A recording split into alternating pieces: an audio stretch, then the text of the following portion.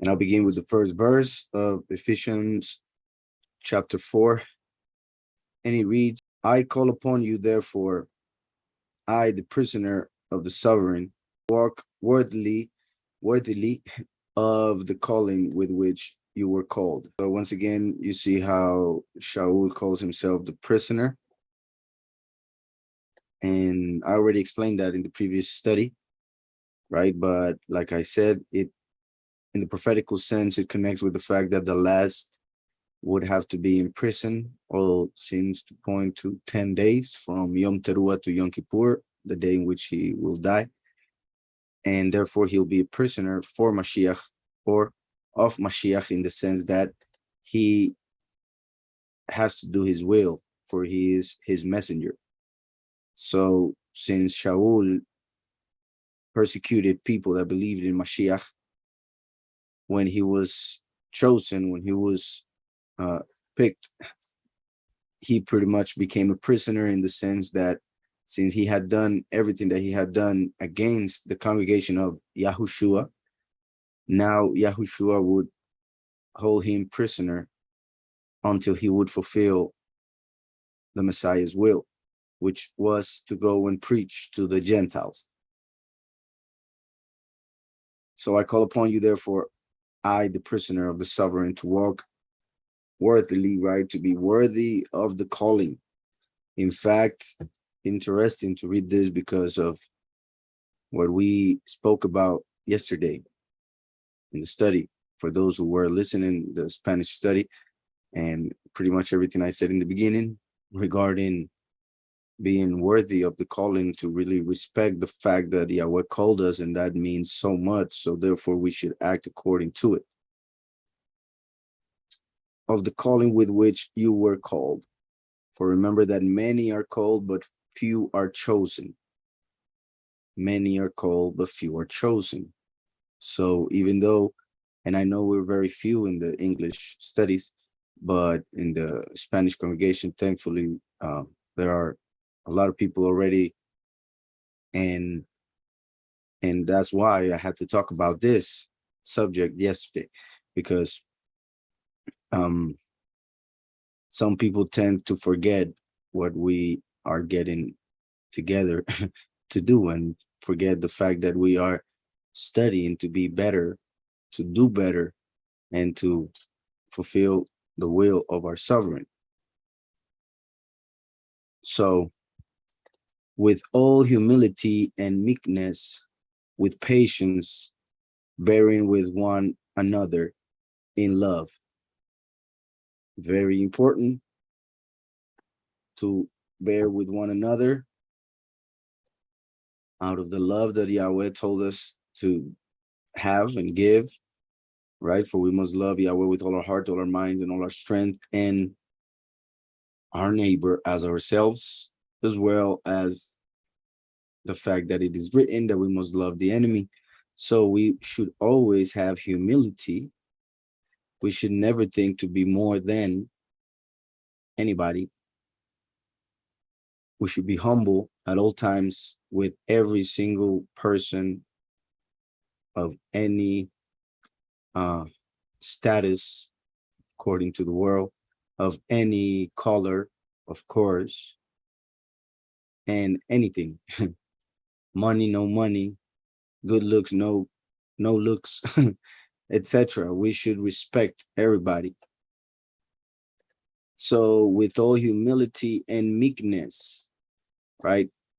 Just like it is written that the earth, the meek shall inherit the earth. Also, how we should be like the dove, right? The fact that we must be wise as the serpent, innocent or meek as the dove. So we should never try to do any harm. We should never try to get vengeance, for that is Yahweh's. We should be meek. Then we should have patience. And we should bear with one another in love. That is necessary. So we must understand that we are all different.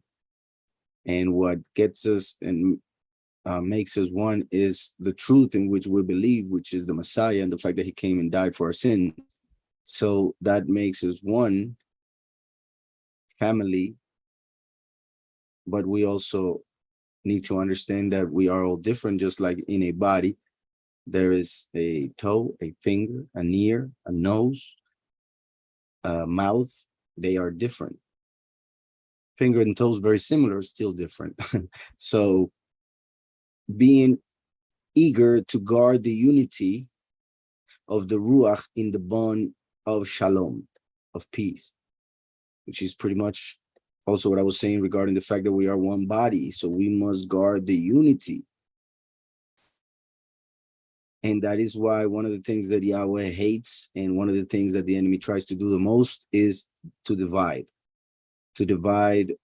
couples, right? Marriages, to divide families, to divide the congregation, of course. It will always try to bring people that will bring division, that will say things to cause issues. And we need to understand that if we are one, we must be eager to guard the unity of the Ruach in the bond of Shalom, right? Division goes along with war. So we need to keep the Shalom in order to have unity as we bear with one another in love, having patience, meekness, and humility. Keeping all of this in mind will help us to act like we should. And if we all do it, then it will be paradise. So being eager to guard the unity of the Ruach in the bond of Shalom. One body and one Ruach. Confirming what I was mentioning about being a body. One body and one Ruach. As you also were called in one expectation of your calling. So we are one body, we have one Ruach, Ruach HaKodesh, as you also were called in one expectation of your calling, right? Our expectation, eternal life. One sovereign, Yahushua HaMashiach, one belief, one immersion, right? This is interesting because even though it says one immersion, we read about three: water, spirit, and fire.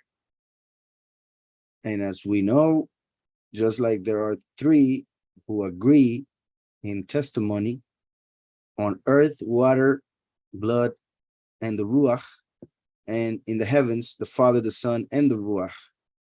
They are one in terms of testimony. They all testify of the fact that Yahweh is one and that Yahushua is his son who came and died for our sins.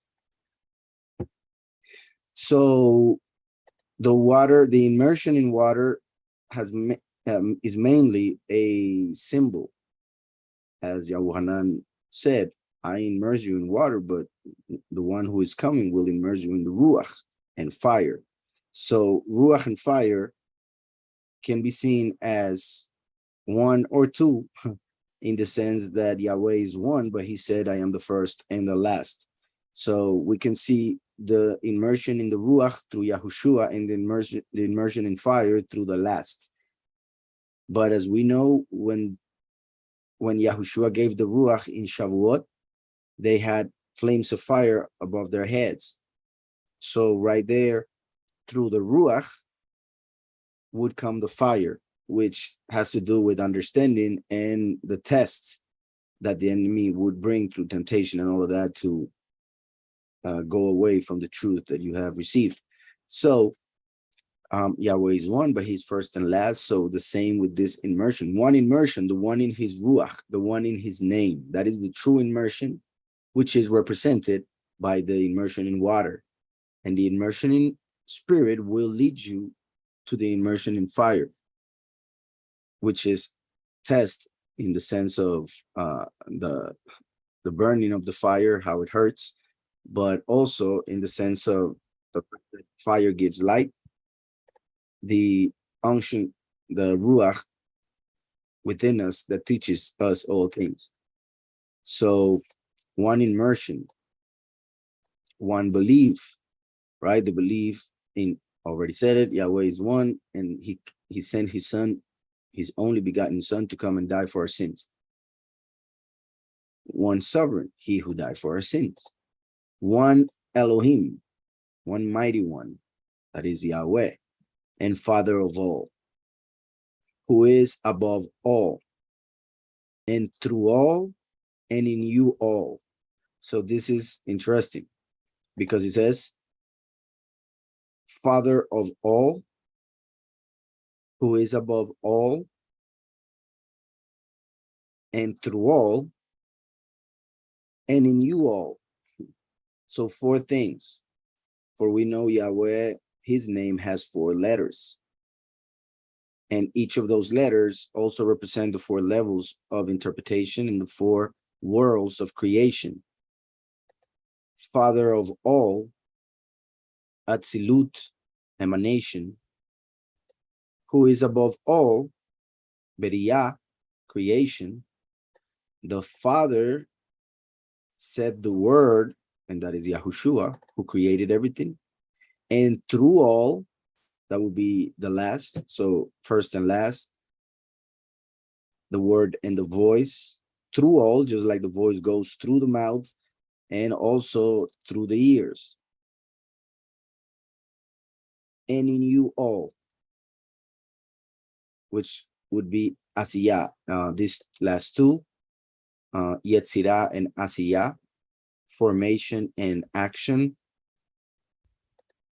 And through all, and in you all. So when the Ruach is in us all, then we act according to his will, right? So my point is to see how each of these connects with the letters, the levels, and the worlds. So I just said the worlds. In you all, because when the Ruach is within us, then we act according to his will. So we act, we do the action, asiyah. And through you all, by being, like I said, the voice goes through. This represents the voice of Yahweh, as well as formation. You are formed, and this is very interesting now that I think about it, because I don't know if you've seen, but frequencies, which are pretty much sounds, are what gives shape to things. If you put a bunch of rice or sand on top of, well, a speaker, or just a surface that is connected to a certain frequency, if you go through the several frequencies that there are, or some of them, of course, you will see how the sand starts to take shape in different ways that represent each of those frequencies. So a frequency is a sound, and remember that in Hebrew, the word kol is both voice and sound. So the voice goes through the mouth and through the ears, and just like a frequency gives shape, and this world of Yetzirah has to do with formation, we see how a frequency going through a certain thing would give shape to it and therefore form. So just like when you hear an advice, you hear the voice, all of a sudden you give form to the thought about what to do.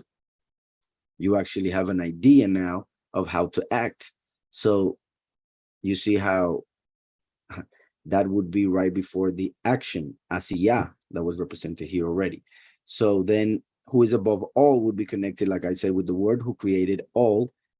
Reason why is above all, because everything that is came through the word who is above at the right hand of the Father. The last goes through into this reality, and then through Eliyahu will be connected to the people. And Father of all connected to Atzilut, for it is from the Father that the thought of creating came. So emanation, creation, formation, action.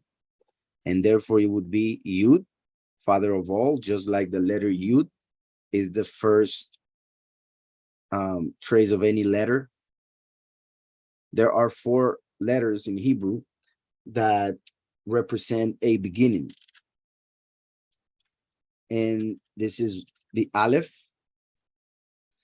that represents the beginning of the alphabet, for that is the first letter of the alphabet or Hebrew alphabet. And that's why its numerical value is 1, and it has a bunch of other things why it is important. It represents the head of an ox in pictographic. Here it is composed of a yud, another yud, and a vav in the middle. Therefore, through the numerical values of the letters that form it, we have 6 plus 10 and 10, so 26. And 26 is the numerical value of Yahweh, who is 1. Yahweh is 1. The numerical value of Yahweh is 26, and that's why we can get 26 from the letter that has the numerical value of 1. Then the letter Hey is another beginning, because that is the beginning of every word. For you to say a word, you need ruach, and the ruach is represented by the Hey.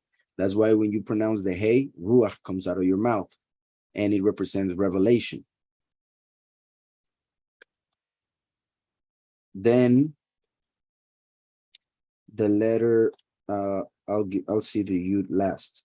The letter Resh, that has the numerical value 200, and it is a head. The head is the beginning of the body.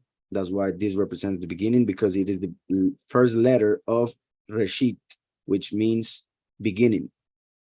And its name is Resh, which makes reference to Rosh. Rosh is head. So head and beginning both start and are represented by this letter. But the letter Yud is the other one. It's like I said, 4. Interestingly enough, those are the 4 letters that make up the word Aryeh, which is lion, as in the Lion of Yehudah being the first in everything. 4 letters. As Yahushua came in the 4th millennium, was born on the 4th day of the week, and was killed on the 4th day of the week. So 4 letters Aryeh as the Lion of Yehudah, Aleph, Resh, Yud, Hey. And this is the Yud, since it is the only one that floats above all, as it says here, Father of all. This is the first point in every letter that you write. So when you're going to write a letter, you pretty much start with a U every time. So this represents the beginning of every letter, the beginning of every word. That's why it is the beginning of the name of Yahweh, and the name of the beginning, in the letter of the beginning of the name Yahushua, who is the beginning of all things. Everything was created through him, for him. So Father of all, like the letter Yud, starts every single other letter, and it is the one that floats, so it's also above all. But then comes who is above all, that would be the letter Hey. And like I said, the Ruach represents the letter Hey, Yud Hey, the name Yah. Who is above all, like the Ruach is above everything, for it is the Ruach above matter. Then, and through all, that would be the letter Vav, which is very interesting that it would go with that part, through all, because remember that the letter Vav is a nail, and a nail works when it goes through something, right? Like through 2 pieces of wood to put them together. This is the letter Vav, is a nail. It unites. That's why it is what the Y is to us. Well, in Spanish, but in English, the word and, right? A and D. So when you unite 2 words, this and that, N is what the letter Vav is in Hebrew. So it connects, it unites, and it is a nail, like the nail that went through Mashiach. And in the sense that I was saying that this through all connects with the voice, the letter Vav, since it has the numerical value of 6, which is the verse we're reading, the numerical value of 6, it connects with man, Adam, for Adam was made on the sixth day. So that's why it is also a vertical line, because it represents a human standing, mainly a man. For the letter that comes after is a woman. So the letter Vav represents the son of men. And therefore it goes perfect with this, because the last is called the son of men and represented by the Vav, which goes through, and who would come on the sixth day. And then, and in you all, which would go with the last hey, Yud Hey Vav Hey. So once again, the Ruach. Just like the Ruach is above all, and in you all. For the Ruach must be around us and within us, for it is omnipresent. Right? So this is a very powerful verse. And then I'll continue. But to each one of us, favor was given according to the measure of the gift of Mashiach. But to each of us, favor was given according to the measure of the gift of Mashiach. That is why it says, when he went up on high, he led captivity captive and gave gifts to men. Now let's go to Psalm 68:18. 68:18 says, I'll read in context. You have ascended on high. Well, it was this one already. The chariots of Elohim are 20,000, thousands of thousands. Yahweh came from Sinai into the set apart place. You have ascended on high. You have led captivity captive. You have received gifts among men, and even the rebellious, that Yah Elohim might dwell there. Let me see if I can have the parallel in Hebrew, verse 18, maybe 19 here. Yeah. So 18 says, you have ascended on high, you have led captivity captive, you have received gifts among men. So from this, at least here, Yahweh came from Sinai, right? The mountain where he gave the Torah. So that's where he chose the people and gave the law, which was in Hamidbar.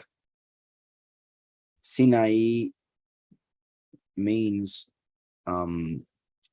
thorny, like having thorns, just like Mashiach was given a crown of thorns.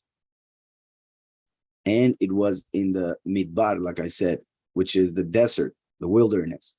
Midbar, because of the letters that make the word, pretty much is the fountain or the source of the word. That's why it was there that we got the Torah. And the Torah tells us who the word is and how he would manifest, Yahushua the Messiah. So Yahweh came from Sinai. That's when it started into the set apart place that is the temple, right? Right there at that time, the Mishkan, the Ohel Moed, the tent, etc. So he came into the set apart place, but in the most physical sense, that was when Yahweh, after making the covenant in Sinai, and therefore coming from the desert, and therefore being the source of the word, then enter his set apart place, being the body of Mashiach. For he said, destroy the temple and I will raise it up in 3 days. Then he says, you have ascended on high. When he came to his temple and he was killed, he ascended on high to the right hand of the Father. And with it, he led captivity captive. Because when those angels who were in charge of bringing the people who were breaking the Torah captive, to make them go to captivity or captivate them, pretty much when those angels were working on this earth, Yahushua came and took their power, their authority from them, because they tried to lead Mashiach captive, even though he was not guilty of anything. And since they were in charge and they killed the one who wasn't supposed to be killed, for he was supposed to live according to the Torah, then they lost their power. So that's how Mashiach, through his death, led captivity captive. Then he says, you have received gifts among men. As we know, he received myrrh, gold, and incense. He received those gifts that were a representation of the fact that he would have to suffer, that he would bring the kingdom, and that he would be the intercessor between man and Yahweh. Also, in the sense of he received honor and many other gifts, no doubt, when he was on earth from those who actually believed in him, of course. And even the rebellious. There were some who were rebellious who came to accept Mashiach. And then also in the sense of Yahweh, obviously the rebellious who repent, and those who will eventually recognize and bend the knee, as everybody will have to, that Yah Elohim might dwell there. So like I said, I wanted to see 19 right here. You went up to the heights, you led captivity captive, to take gifts. So, but to each one of us, favor was given according to the measure of the gift of Messiah. That is why it says, when he went up on high, he led captivity captive and gave gifts to men. You see how different it was, because here it says gave gifts to men, yet here we have, you have received gifts from among men. Yeah, like the opposite, right? He received here, and here he was given. He gave gifts to men.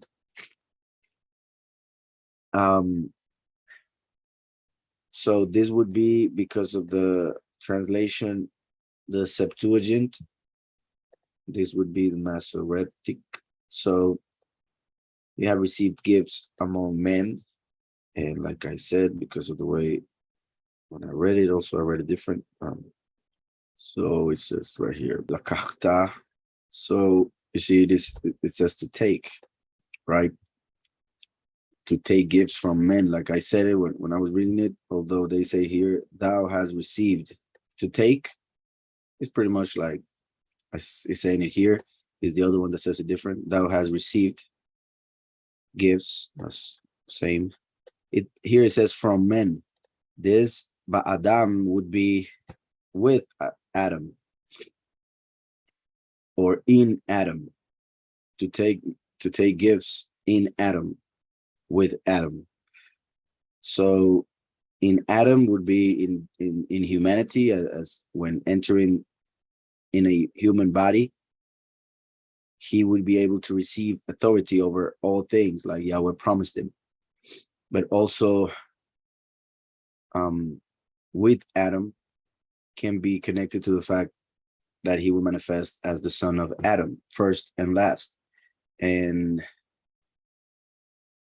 Yahushua will pretty much attain the world through what he will do with the last, as the Kohen Gadol, when he would sacrifice the ox, the male goat, which was Mashiach already sacrificed, and then the ram, which would be Eliyahu.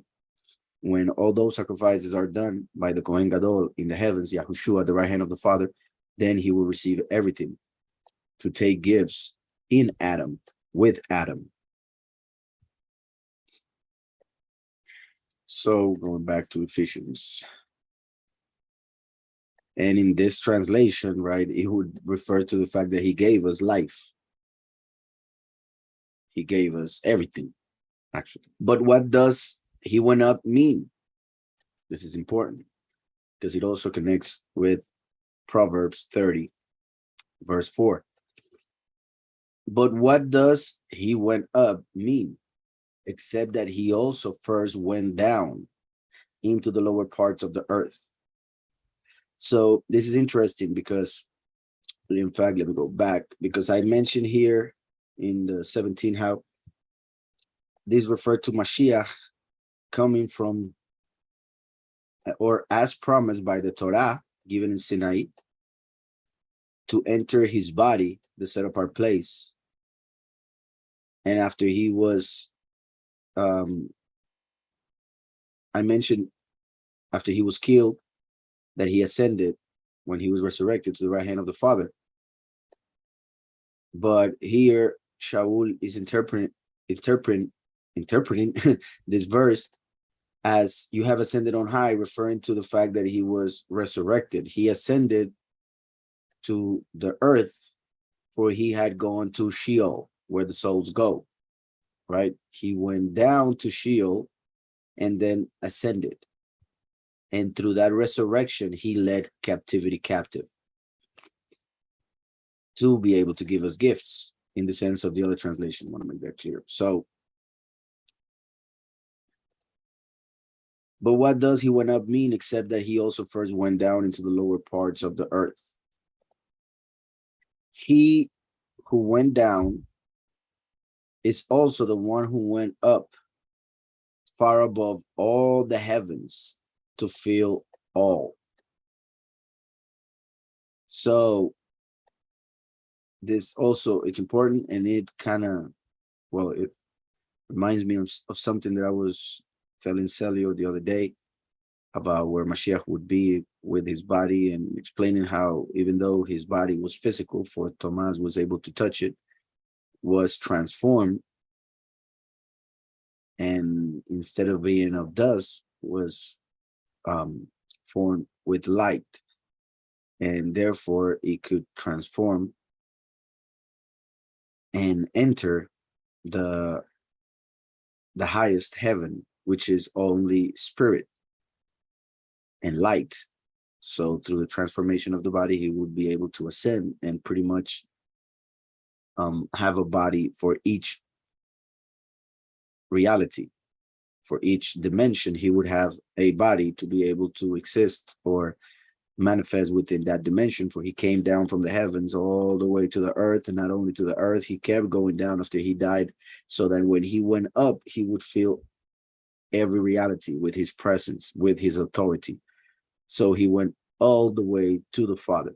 He who went down is also the one who went up far above all the heavens to fill all.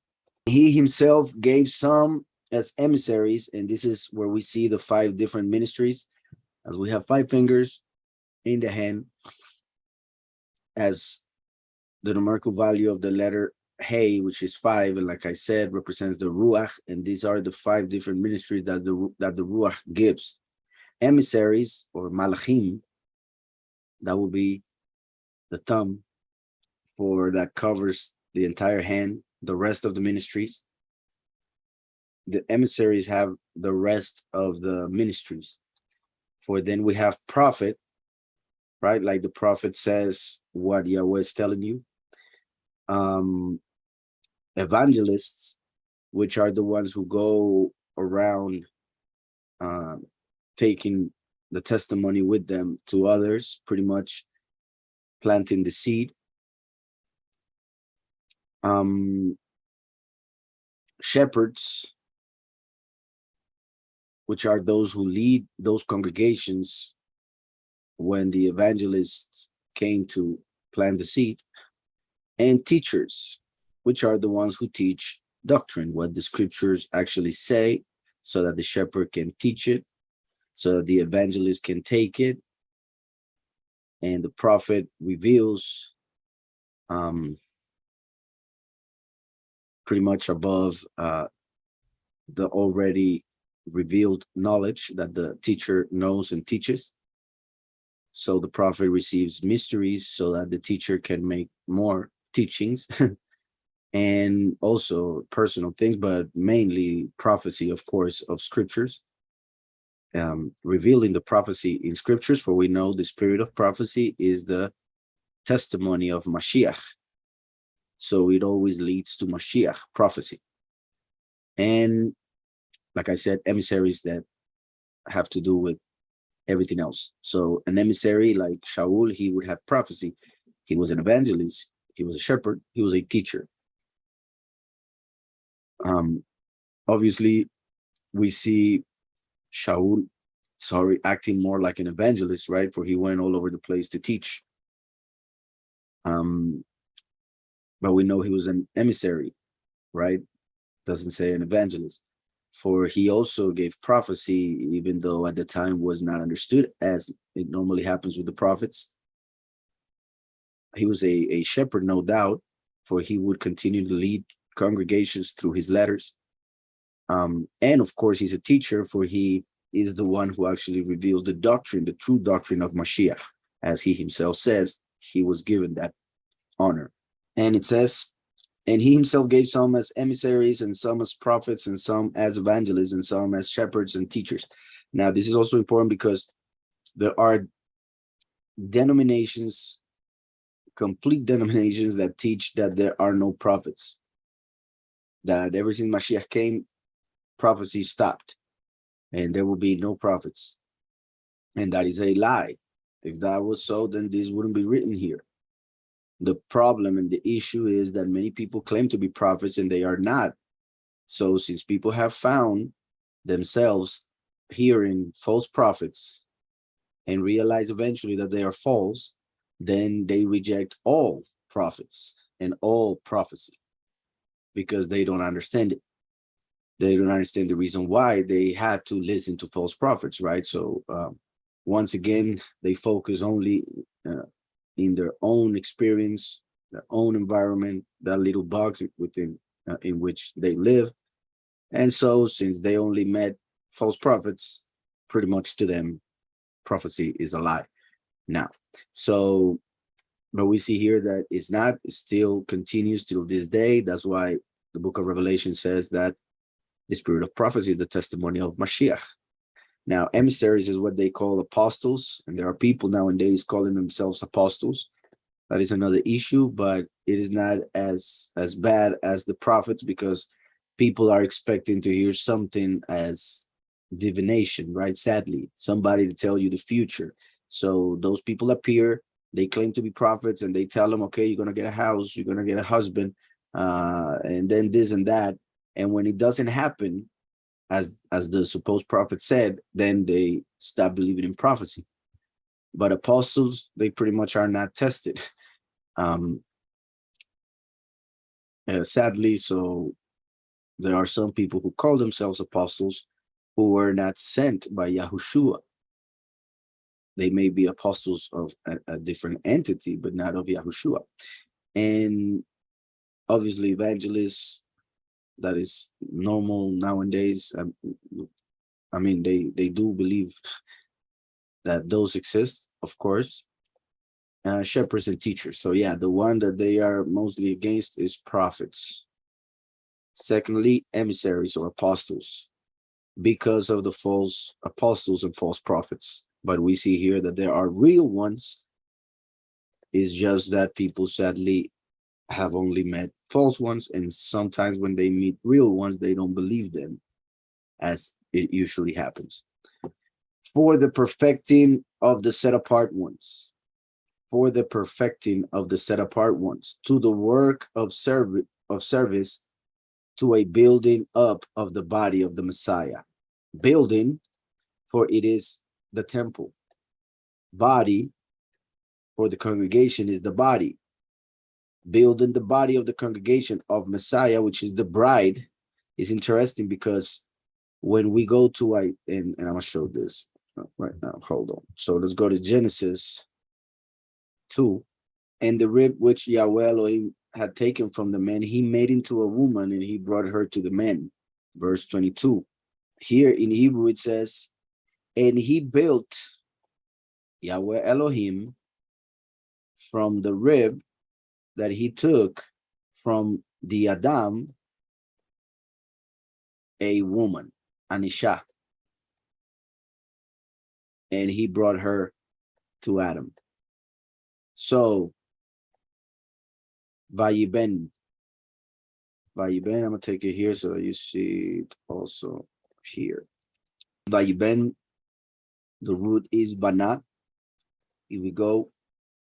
It says to build, rebuild, build a house. So the word is build, like when you build a house.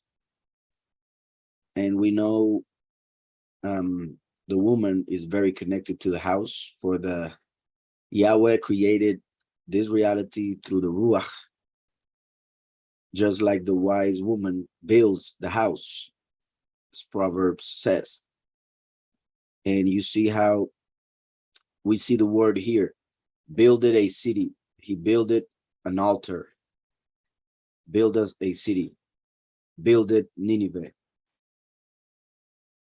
build the city, builded he an altar, building an altar. So my point is that pretty much every time it's talking about building a place, and the man is connected to time, the female is connected to space.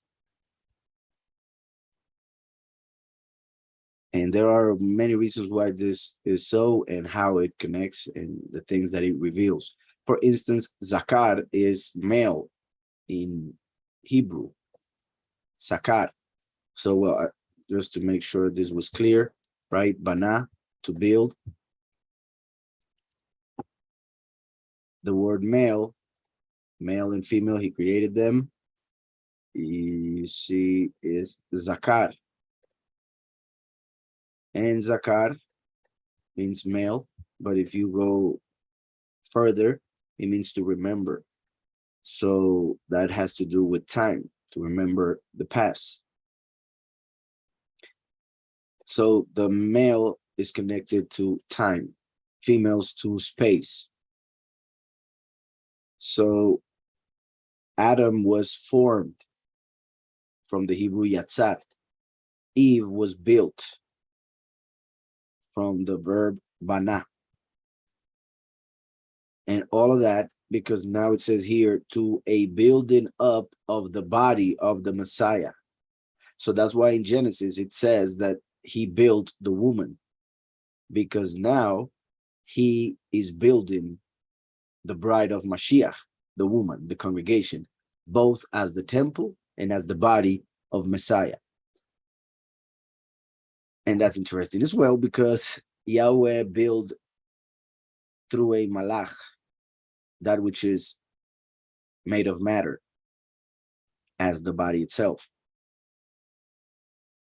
But then he says that in the end times, Zerubbabel, representing the last, who represents the Father for Yahweh, the Father said to Mashiach in Psalm 110, verse 1, sit at my right hand until I go and put your enemies as your footstool. So Yahweh had to come down again as the last, now as a father, for Yahushua came as the son. So since Yahweh manifests as the last, he is the one who will build the body, just like Elohim built the body of Chava, Eve. So building up of the body of Messiah. Until we all come, obviously, just want to make that clear. This has to do with what has been happening for 2,000 years, but we know apostasy happened, which was pretty much like when Babylon destroyed the temple. So when Rome, which is the spiritual Babylon, brought the apostasy, they pretty much destroyed the temple. So that's why Zerubbabel in Zechariah is the one who is sent to build the second temple, because then the second manifestation of Yahweh on this earth would be the one to build the temple, the congregation, after the apostasy has happened already. For the perfecting of the set apart ones, to the work of service, to a building up of the body of the Messiah, until we all come to the unity of the belief. So important. People believe that it is not, right? They say we are all Christians, even though they have a different doctrine, even though they worship idols, even though those other ones do this and that. No, if they don't have the same belief, then there is no unity. It's that simple. So until we all come to the unity of the belief, A brother just wrote to me an email saying that he has a couple of friends that they want to get together and read and study, and I guess learn from him. So he was worried and asking me like he wanted them to see the studies and connect with us, which would be wonderful, and hopefully it will happen, right? Because we are the congregation, a family. But as I was saying to him, as long as you teach him what we all believe, I mean, according to the scriptures, what the doctrine that Yahweh has revealed to us, then it's all good. Just teach them. And as we just saw here, Yahweh gave some as emissaries, as prophets, as evangelists, shepherds, and teachers. So from all of you, each and every one of you has one of these, or all, depending on the will of the Father. So each one of you will have, some will have the faculty to teach easily, to be understood, which is the importance, right? What is important to be able to be understood by others. So some will have that ability. Some others may not be able to teach that well, but they may be able to lead through the teaching that they received, right? Others will get that teaching and take it somewhere else where nobody has heard it. And Yahweh will send his prophets to reveal extra, like I mentioned, so that the teacher may get more to teach about, right? So every person will have something, will receive revelation as prophecy, will have the desire to go to another nation and teach. Others will lead people according to the teaching that they receive from those who are able to teach the true doctrine, obviously the main teacher being Yahushua HaMashiach, right? So, and I didn't mention this one because this is all of them in one, like I said. So this one will have the desire to teach, to shepherd, to evangelist, to prophet, to prophesy and everything. So not only the desire, because we may have a desire that it is not focused in what Yahweh wants for us, and that is just an issue of refocusing, and through prayer and understanding of the fact that Yahweh, what he prepared for us is the best and what will actually make us happy, then we will accept whatever he has for us. And when we actually, once we know it and do it, we'll realize that's what it had to do. And what I mean is that some may want to be emissaries, but they are prophets, right? And that is just, if they try to be emissaries, they will have issues and be sad. If they accept to be prophets, they will be as happy as can be, because it just fits, right? So that's the point. Everybody has a calling, and the more you are open to the will of the Father and not your own, the better and the easier it will be, and the faster you will realize what it is. So until we all come to the unity of the belief and of the knowledge. So until we all come to the unity of the belief and of the knowledge, you see how it says and, so that's first, of the belief in general, of the doctrine, and of the knowledge, for those who claim knowledge doesn't matter, only grace, as they would say. We need to have a belief and a knowledge of the Son of Yahweh, until we all come to the unity of the belief and of the knowledge of the Son of Yahweh, to a perfect man, to the measure of the stature of the completeness of Mashiach. So we all need to believe in the knowledge of who the Messiah is, so that once we know, when we receive his Ruach through the one immersion, we will begin to be more like him each and every day, until we reach that measure of the stature of the completeness of Messiah. And look how this verse is verse 13, the numerical value of 1, echad, and where it speaks of unity, so that we should no longer be children, right? Some people may think that This is a contradiction because Yahushua told us to be like children. So how can Paul tell us not to be any more like children, right? Yahushua was speaking about innocence, about belief. Here, Shaul is speaking about ignorance, about immaturity, right? So that we should no longer be children, tossed and borne about by every wind of teaching.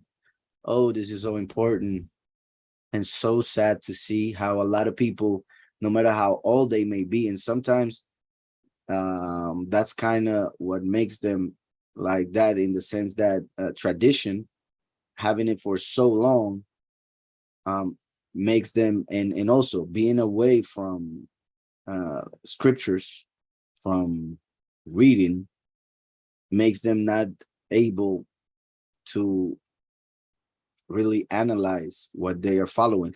Or maybe not that they're not able, they just are tired and they don't do it, they don't analyze it, they just follow it. So that we should no longer be children, tossed and borne about by every wind of teaching. There are so many winds of teaching around, and obviously the most common ones, we know, Catholicism, Christianity in general, for there are many denominations that claim to be Christian. But then we have those that started through the Hebrew roots, right?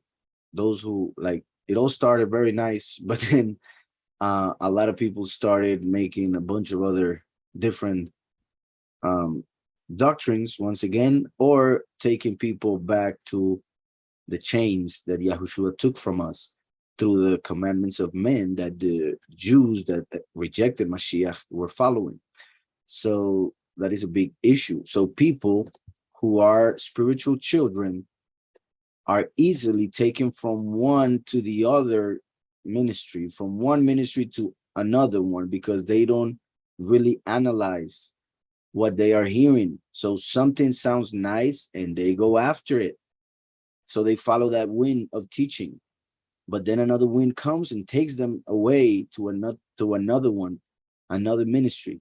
And sometimes they even mix ministries because they don't even analyze what they are receiving from one or the other and think they are the same when they are not. And I say that because of experience, as you guys know, has happened a lot. By the trickery of men, in cleverness, unto the craftiness of leading astray, right? That is the apostasy. And trickery of men in cleverness, craftiness, like the serpent. It's interesting that one of the ministries that I am mentioning, the person who started it or who continued it, I don't know when it started, but the one who is kind of the face of it now, came through our congregation, was in our congregation for a while, listening, taking in knowledge.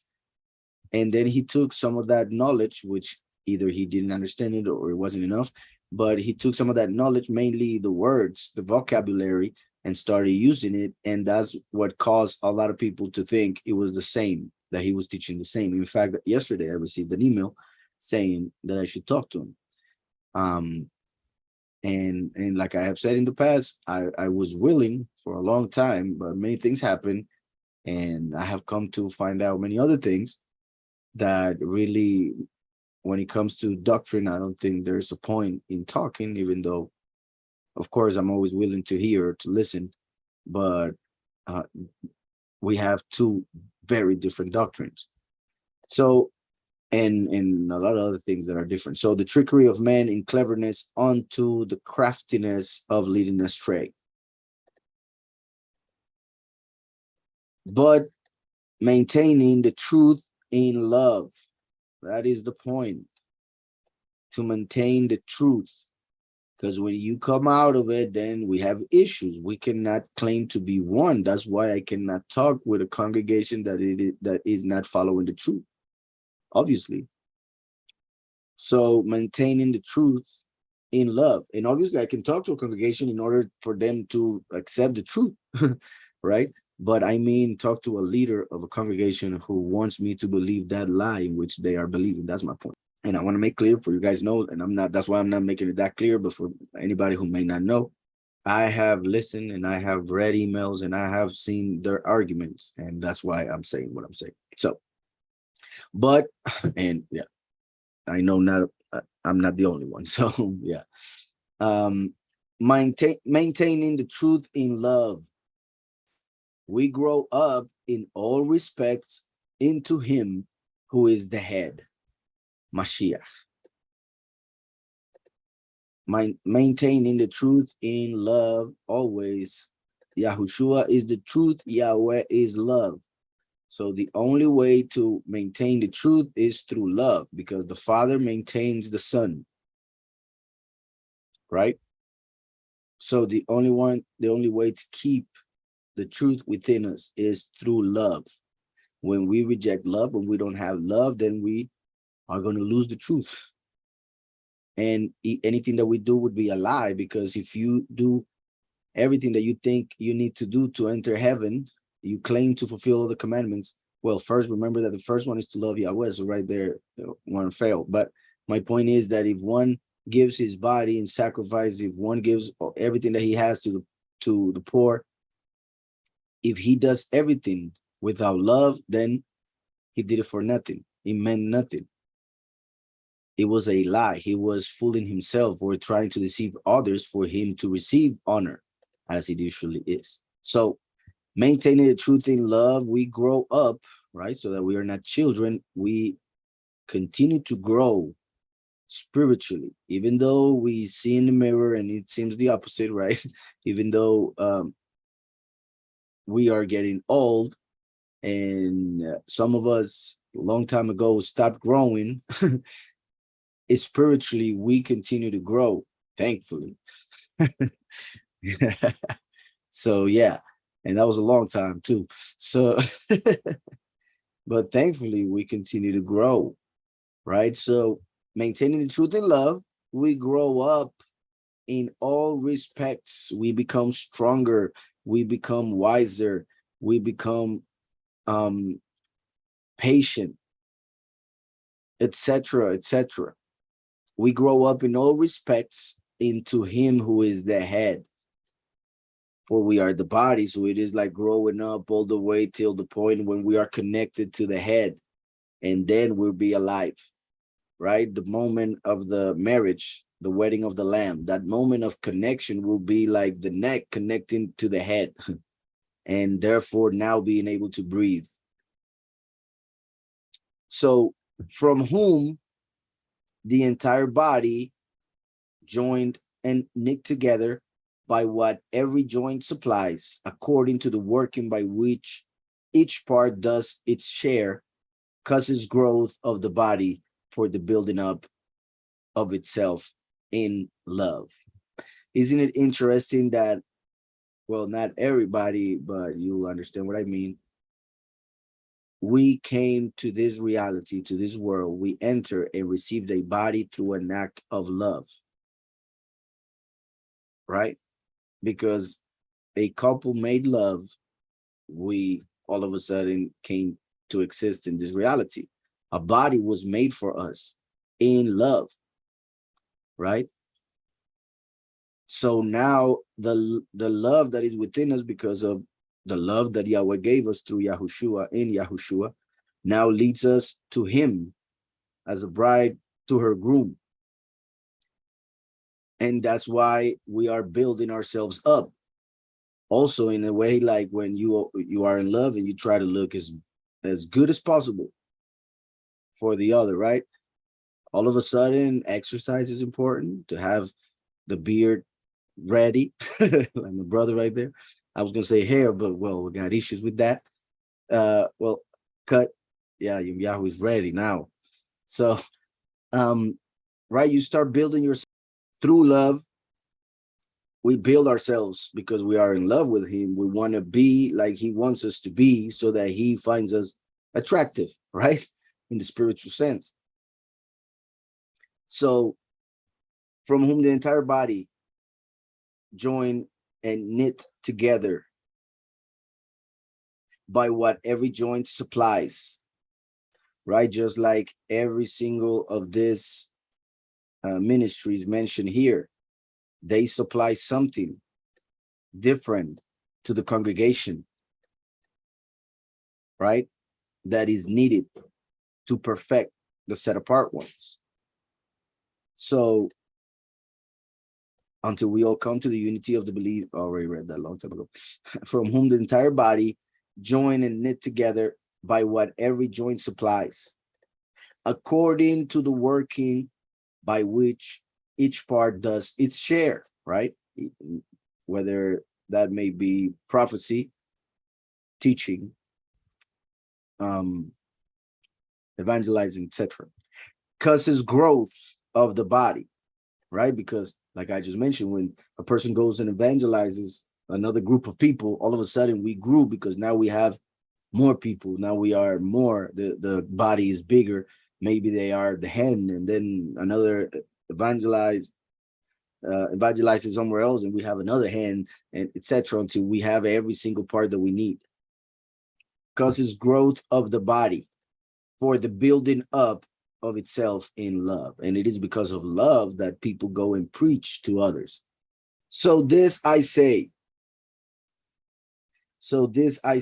and witness in the sovereign, right? So interesting that he says and witness. Obviously, we all testify, we are all witness, as it is written in Isaiah, but my point is that there are different levels to the understanding of each verse. And in this case, as we know, Shaul represents the witness like Moshe, the messenger or emissary of the sovereign Yahushua Mashiach. So this I say and witness in the sovereign, that you should no longer walk as the nations walk, in the futility of their mind. The things that the world thinks about are worthless, are futile. Everything in this reality is gonna end, is gonna be destroyed, is gonna disappear. So everything that this world thinks about really makes no sense in the spiritual sense. Only to them that are bound by matter, by this world. So this I say and witness in the sovereign, that you should no longer walk as the nations walk, in the futility of their mind, having been darkened in their understanding. You see, like I was saying, how the immersion in fire would give light, and that's why it represents understanding. Yahushua came to bring wisdom. The last brings understanding as the fire, the consuming fire. Yahushua came as the water of life. Having been darkened in their understanding, so those who have the mind according to the world have been darkened in their understanding, and that's why when you try to say something to them, they just don't get it. It doesn't matter how easy it may be or how simple you may put it.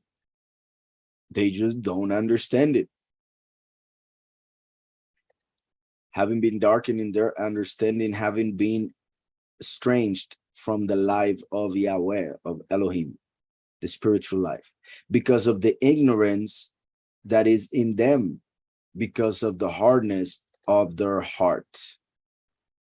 As we know, this was an issue for Pharaoh, right, in Egypt.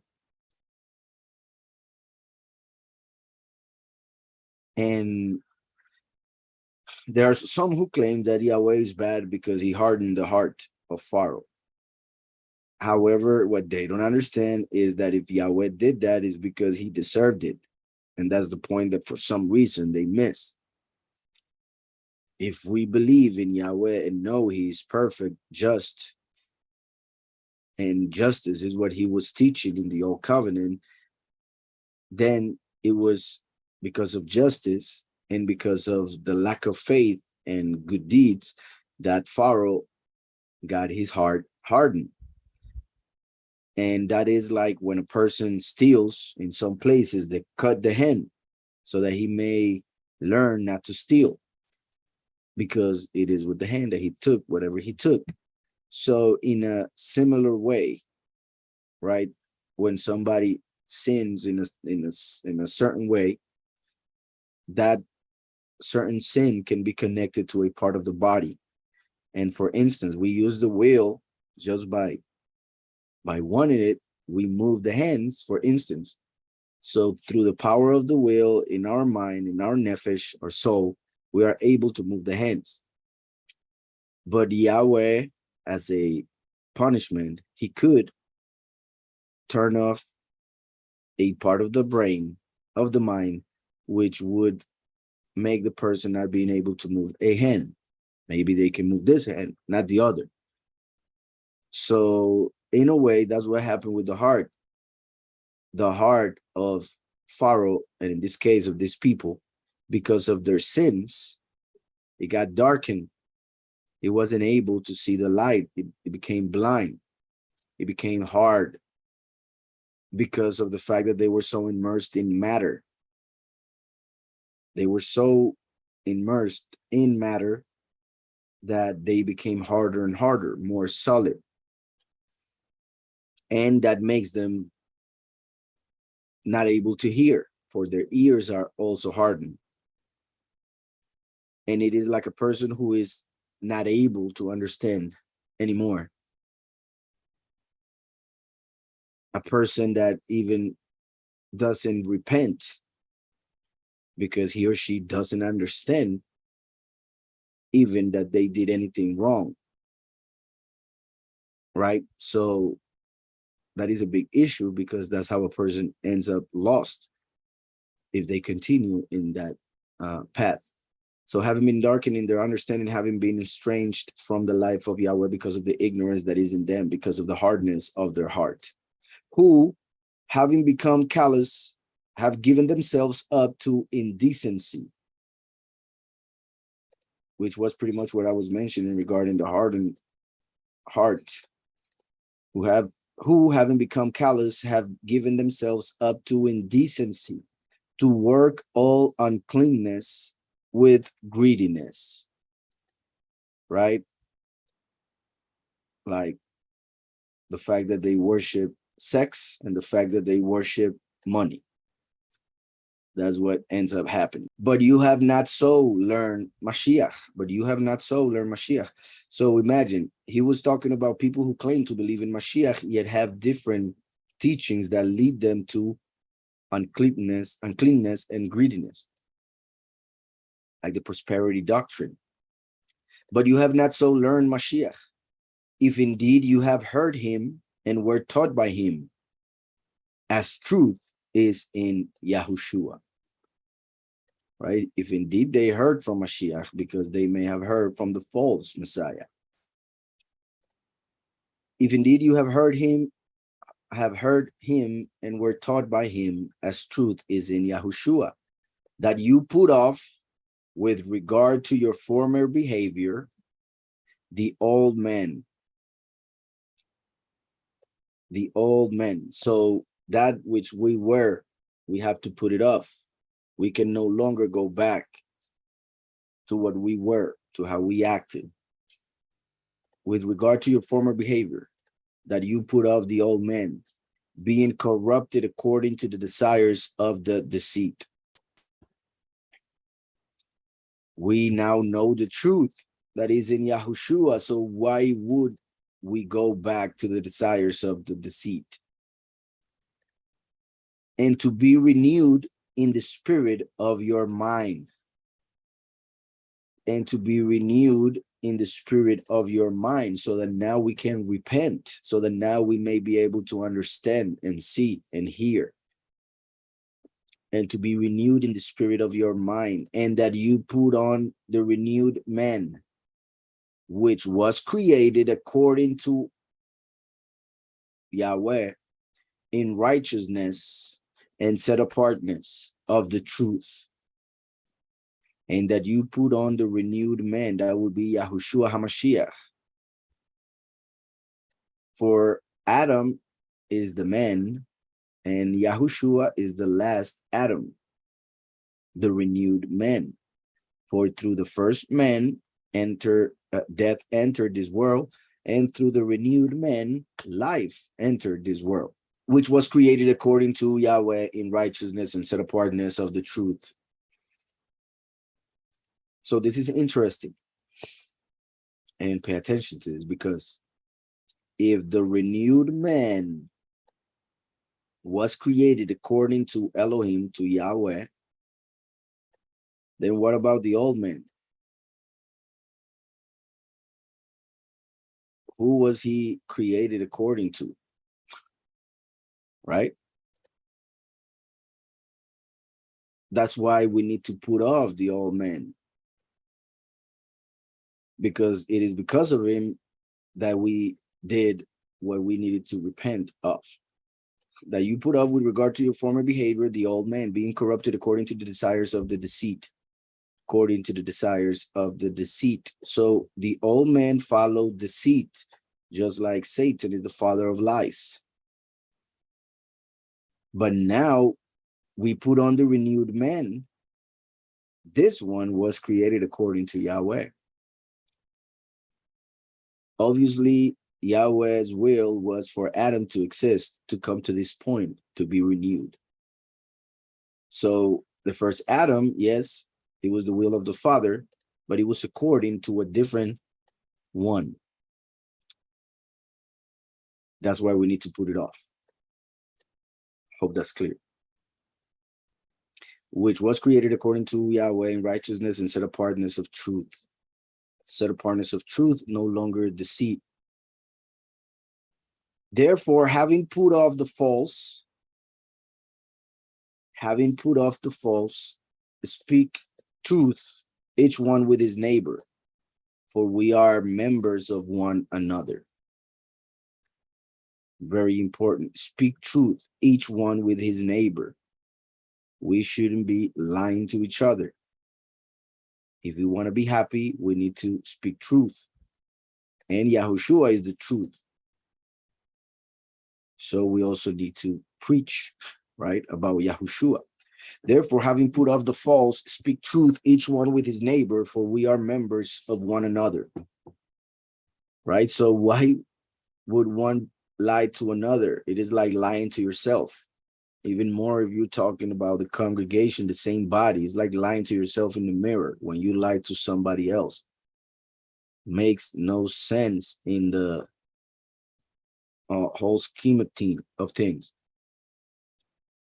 Be wroth, but do not sin. Very important. We're allowed to be angry, but we shouldn't sin because of that anger. We should be able to control it, and we should pray about it if we are not able. Be wroth, but do not sin. If we feel anger, we need to control it so that it doesn't control us and leads us to sin. Do not let the sun go down on your rage. If you're angry with somebody, try to fix it. Do everything in your power to fix it before the sun goes down, before you both go to bed. Do not let the sun go down on your rage. You shouldn't continue to be angry until tomorrow. You should put an end to it the same day. So mainly men have to work on that a lot. That is one of the weaknesses that are more common in men. So be wroth, but do not sin. Do not let the sun go down on your rage, nor give place to the devil. There it is. So by not letting your rage go when the sun goes down, you are pretty much giving place to the devil. When you continue enraged, the devil is pretty much having a place to enter and use you, right? So that's why we need to forgive. We need to relax. If something angers us, we control that anger and we don't allow it to continue till the next day. We extinguish it. Because if we don't, we are pretty much giving place to the enemy so that he may enter and make us do something that we shouldn't. nor give place to the devil. Obviously, in any way, right? Not only through anger. There are other ways in which a person can give place to the devil, and we always must be careful not to do so. Let him who stole steal no more, but rather let him labor. Very important. And this needs to be written because, well, in the nations, there were people who would earn their life that way. Well, I cannot use the word earn, but you know what I mean. They would take from others what they needed. And sadly, there are people who that's all they know. So when they come to Mashiach, they pretty much feel like they have nothing to do or don't know how to do anything, or are more tempted to go back to the way they would get things. So Shaul has to write this. Paulus has to write this. Let him who stole steal no more, but rather let him labor, right? And like I said, this is kind of what one would say, why would he have to write that? I mean, it's obvious, but it is not obvious to some. It depends on where you come from, what you were used to. So let him who stole steal no more, but rather let him labor, working with his hands what is good, so that he has somewhat to share with those in need. So you see how it says, so that he has somewhat to share with those in need. It's interesting because it doesn't say so that he has something to eat himself. No, that is obvious. That's why it is not written. But here is saying the importance of giving to those in need.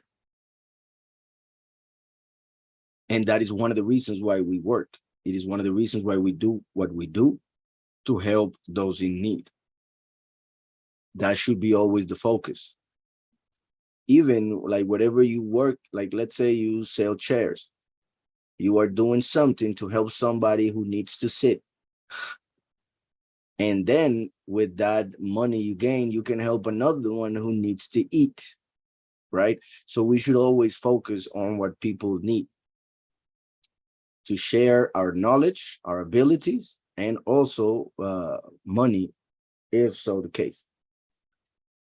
Let him who stole steal no more, but rather let him labor, working with his hands what is good, so that he has somewhere to share with with those in need.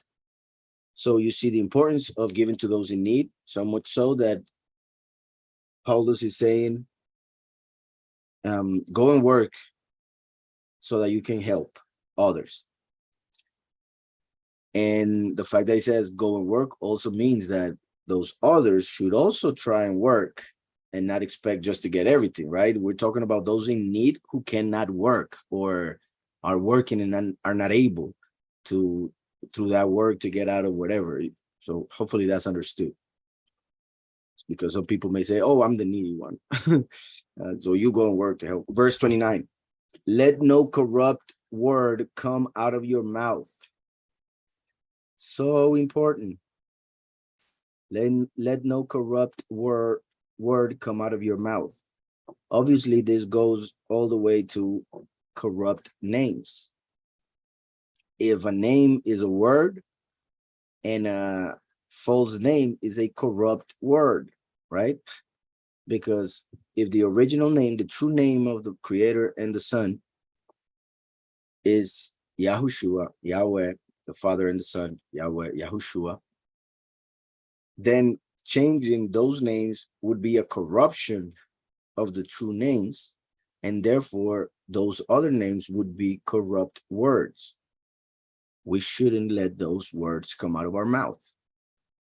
And obviously it also fits any word that is pretty much evil, corrupts the mind, even teachings, right? Not only a certain word, but also a set of teachings.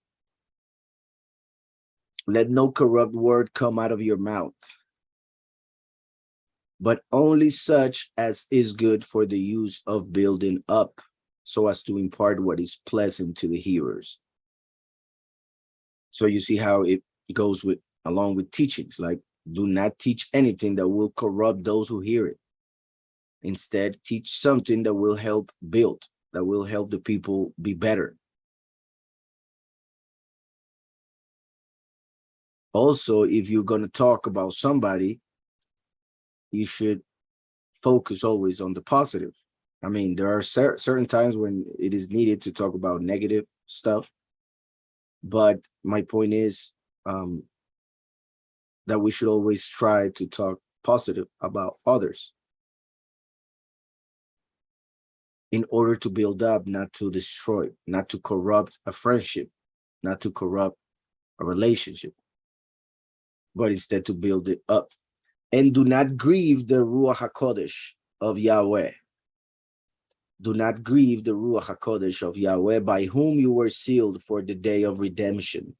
Right? On Shavuot, the people received the Ruach, and that was the seal and guarantee for the day of redemption that is coming. Do not grieve the Ruach HaKodesh of Yahweh, by whom you were sealed for the day of redemption.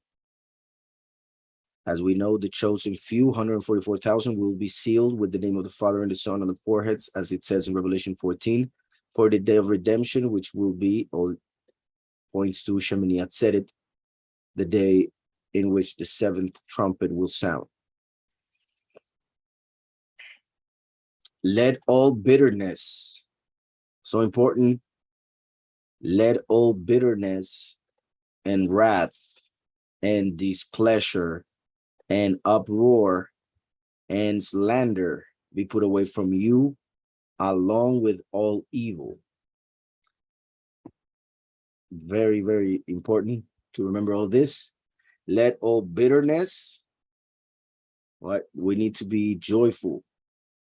Whatever brings bitterness to our life, we should reject or learn to take, right? Because it may be medicine and it may be bitter, but it's for your own good. So we need to accept and don't allow that to make us bitter. Wrath, like we saw, we can get angry, but not sin. Displeasure, we should be content with what we have, what the Father has given us. Uproar and slander. So 5, once again, like the 5 ministries, here we have 5 evil things, and then adds a 6th one. And well, that 6th is pretty much encompasses all evil, along with all evil. So let all bitterness, wrath, displeasure, uproar, and slander. Like I was saying, we shouldn't slander others or let any corrupt word about others come out. And slander be put away from you, along with all evil. Any type of evil that comes to us, we should reject it. We should put it out of our heads, out of our hearts, away from us. Be kind towards one another, and be kind towards one another, tender-hearted, forgiving one another, as Yahweh also forgave you in Mashiach. Be kind towards one another, very important, not to forget it. If you are feeling down, that doesn't mean you have the right to make others feel down or treat others bad. If one is feeling down, one should think about it, get better, and then come out with a smile. If one is feeling bad, one should do the best possible in order to not allow others to get that same energy and start feeling down also. There are others who are angry with somebody, and all of a sudden they're angry with everybody, and they treat others like if they were angry with them just because they are angry with somebody else. So every person needs to work on that, right? And if you got angry, you think about it and you say, okay, I was angry with this person, not with this other one. So why should I treat this other one like it is their problem? So be kind towards one another, tender-hearted, forgiving one another, as Yahweh also forgave you in Mashiach. So that's why very important, as I was saying, be wroth, but do not sin. Do not let the sun go down on your rage, right? We need to forgive one another because Yahweh forgave us. So why would one not forgive? That would be obviously a sign that you don't deserve forgiveness. So that forgiveness may be taken from the person who doesn't forgive. So that's why it ends with something so important. Forgive one another, as Yahweh also forgave you in Mashiach. So that's how that chapter ends.